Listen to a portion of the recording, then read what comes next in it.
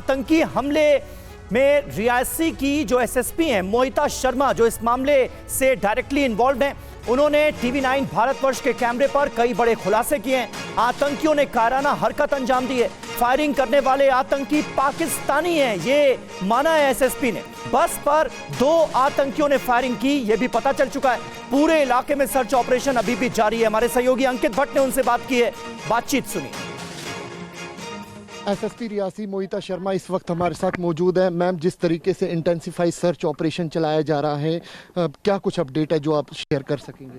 हमने इसमें 5 टीम्स बनाई हैं और वो पूरा एरिया कॉम करते हुए नीचे की तरफ इसी पॉइंट पे आके मिलेंगी। मॉर्निंग से ही पीछे अरनास का एरिया जुड़ता है, रजौरी का एरिया जुड़ता है। सब जगह पे वो टीम्स एक गांव पे जाके, हर एक घर पे जाके बीडीजीज की है मदद के साथ, हमारी एसओजी की टीम के साथ ये कॉमिंग ऑपरेशन जो है सुबह से कर रही है। एक बैग भी मिला मैम?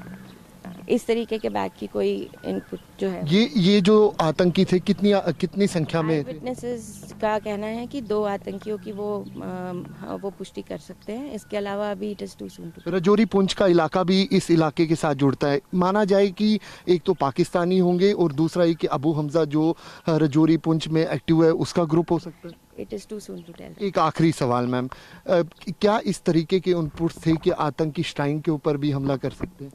देखिए, जर्नल एरिया का इनपुट और जर्नल इनपुट जैसे रहते हैं कि यात्राएं जो हैं वो शुरू हो गई हैं जेएनके में, उस तरीके से हम अपने श्राइन्स को वैसे भी सिक्योर करने के लिए हम अलर्ट पे ही रहते हैं। एक जर्नल इनपुट था कि यात्राएं शुरू हो रही हैं, आप सबको अलर्ट रहना है। उस तरीके से हमने श्री माता वैष्णो देवी और शिवखोड़ी श्राइन पे जितनी भी हमारी नफरी है उसको अलर्ट रखा हुआ था। इसीलिए मैं कहूँगी कि ये 8 से 9 किलोमीटर आगे पड़ता है पोनी का एरिया। उन्होंने श्राइन पे नहीं पर यहाँ पे एकदम बॉर्डर के साथ लगते हुए उन्होंने अपने ये नापाक मंसूबों को अंजाम दिया। लेकिन एक इनपुट था। इनपुट इसके लिए कोई स्पेसिफिक नहीं था। और दीपक वोरा साहब भी हमारे साथ मौजूद हैं। वोरा साहब, आप अपने एक्सपीरियंस से क्या बताना चाहेंगे? ये आतंकी हमला, अगर खींच की बात करें तो वो तो बहुत सारी खींच हो सकती है पाकिस्तान की। ये पता चला है कि 2 पाकिस्तानी आतंकी इस हमले में इन्वॉल्व थे। सर्जिकल स्ट्राइक और एयर स्ट्राइक झेल चुका पाकिस्तान क्या ऐसी हिमाकत करने के बारे में सोचेगा, या फिर आतंक के आका जो हैं वो उसके काबू में ही नहीं रहे? बहुत बहुत धन्यवाद कि आपने मुझे मौका दिया बातचीत करने का। एक चीज मैं कहना चाहता हूं शुरू में, जिस देश के पास डॉक्टर बिक्रम सिंह जैसे पुलिस ऑफिसर्स होते हैं उसका कोई कुछ बिगाड़ नहीं सकता।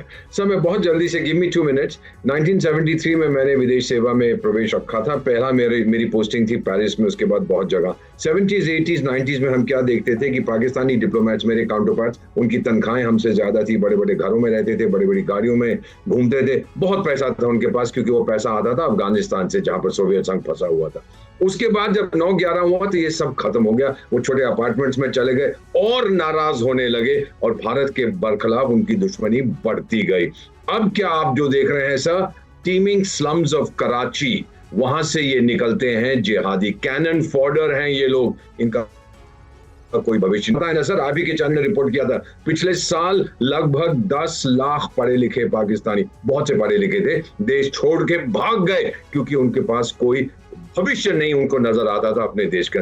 तो ये लोग हैं सर जो भाग गए थे, यहाँ जो वहां बैठे हुए हैं। क्या होता है सर, ये रिक्रूटर्स, मेरी बहुत से पाकिस्तानी दोस्तों ने बताया जो विदेशों में रहते हैं, रिक्रूटर घर में जाता है, अम्मा से कहता है देखो 18 बच्चे हैं, एक हमको दे दो, ये लो 1 लाख रुपए या 50,000 रुपया, इसको बोलो अपने बॉडी पे बॉम्ब बांध के जाके कुछ मर जाए और मार दे लोगों को, और अम्मा बड़ी खुशी से वो पैसे ले लेती है। सर, जब तक ये नियत नहीं बदलेगी, और मुझे कहने में सर कोई संकोच नहीं है, 2 पीढ़ियां इन्होंने बर्बाद कर दी हैं from the teeming slums of Karachi और बाकी जो उनकी झुकी झोपड़ी कॉलोनीज हैं, और अब इनको 4 पीढ़ियां चाहिए होंगी, एक पीढ़ी 25 साल की होती है, ताकि ये जो जिहादी माइंडसेट है ये बाहर निकले। मुझे नजर नहीं आता कोई परिवर्तन, बस वही तरीका है जो डॉक्टर बिक्रम सिंह ने कहा है, ऐसा तमाचा मारो कि फिर ये उठ ना सके।